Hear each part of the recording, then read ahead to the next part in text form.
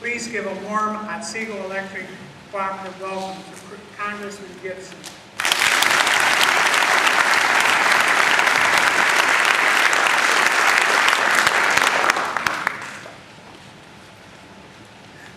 Well, thank you very much, and ladies and gentlemen, it's a great privilege to be with you.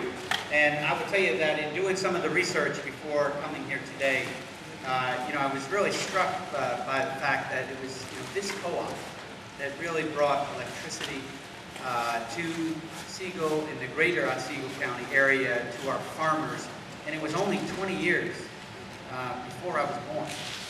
So thanks be to God that we had this co-op that really pulled together the resources to make that happen. I tell you just a little bit about myself and why I'm very impressed here with the co-op.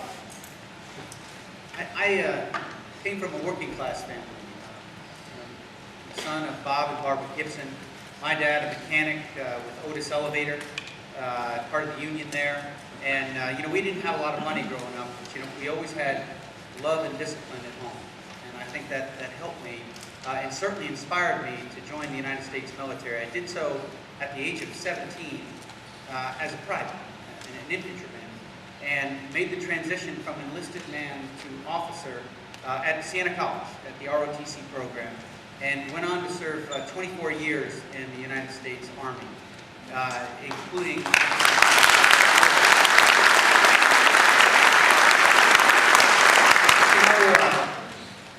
the one thing I would tell you that I take away from that experience is that, as you know very well, that the Army, the military, is a place where people come from all 50 states, from all walks of life, from every conceivable background and political views, and they all come together to protect our cherished way of life and to look out for each other.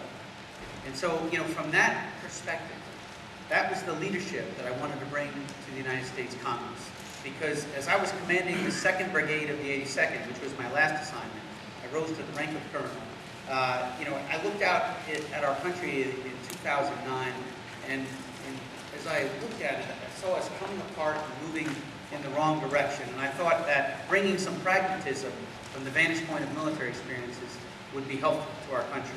And related to this evening, an example of that has to do with broadband.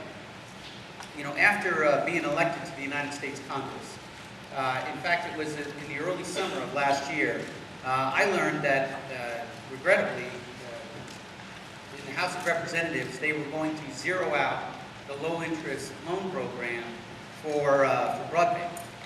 And I thought that was a mistake. I certainly think this is a worthy program, and I know that the leadership will agree.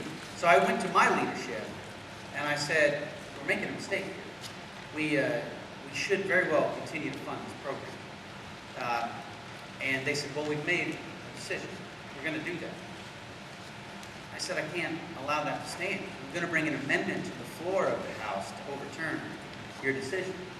And at that point, they looked at me, and they kind of half smiled and said, you're new around here, aren't you? They said, we're going to send an email out to all the Republicans, and we're going to tell them to vote no, and you'll try hard, but your amendment will fail.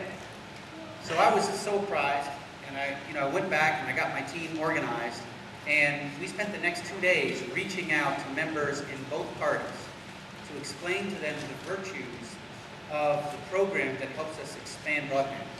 So that when the vote came up, we had 90 Republicans and 131 Democrats that voted for the amendment. We kept the program alive. So,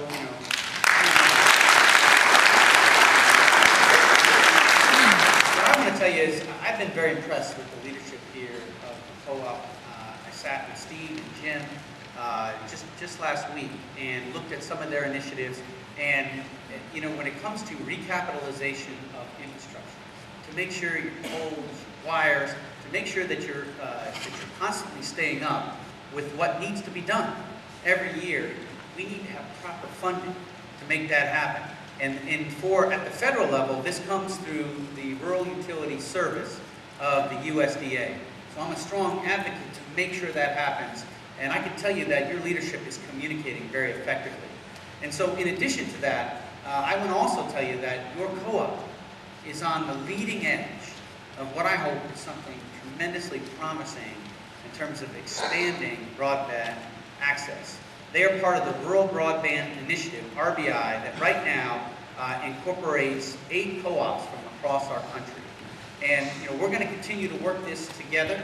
I mentioned the loan program. In the Farm Bill, we're also looking to tie together, to make it even more effective, tie together grants with loans so that the whole package becomes executable.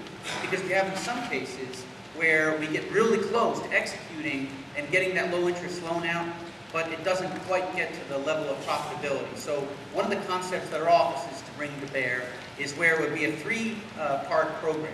One is where the entity would bring 10% of the total project, non-federal money. Then it would be matched by 10% federal grants, and then the remaining 80% would be that low interest loan, that program that we have there now. We're working that through the Farm Bill, and we're going to stay in constant communication with the co-op here. So, what I would tell you is that over time and over history, you're making history right here with this co-op. And before I leave you, I just really want to address what I think is one of the major concerns in our country right now. You turn on the TV, and quite frankly, it really doesn't matter which channel. You can turn on Fox News, you can turn on an MSNBC, and you see cable TV running down our country. For one reason or another. There's all kinds of talk about the divide in our country and a lot of pessimism and negativity. I would tell you from the vantage point of those 24 years in the military and having seen about 3 dozen different countries, in this country, United States of America, we have so much more in common than we ever have apart. And there is nothing that we can't do when we pull ourselves all together to do that. I met George Bukai, who lives in Oneonta, last week. That gentleman won the Congressional Medal of Honor for his heroism in World War II.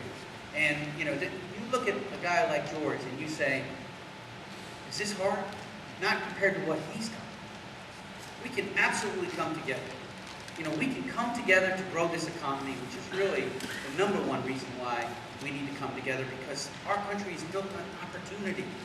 And when we're growing our economy, that gives everybody a chance to live in that American dream. And I absolutely believe that is possible, and working very closely. So, in this period of redistricting, I work for 8 towns in Otsego, but I'm getting to know the rest of Otsego County, which will be part of the new Congressional 19. And that's part of the reason why I'm out every day to get to know more and more folks. But I want you to know I'm accessible, and I'm accountable to you. I know who I work for. I don't work for anybody in Washington, D.C. I work for about 750,000 people in upstate New York, and that includes you. It's my deep honor to be with you today. I'm very inspired to be with you, and God bless everyone. Thank you.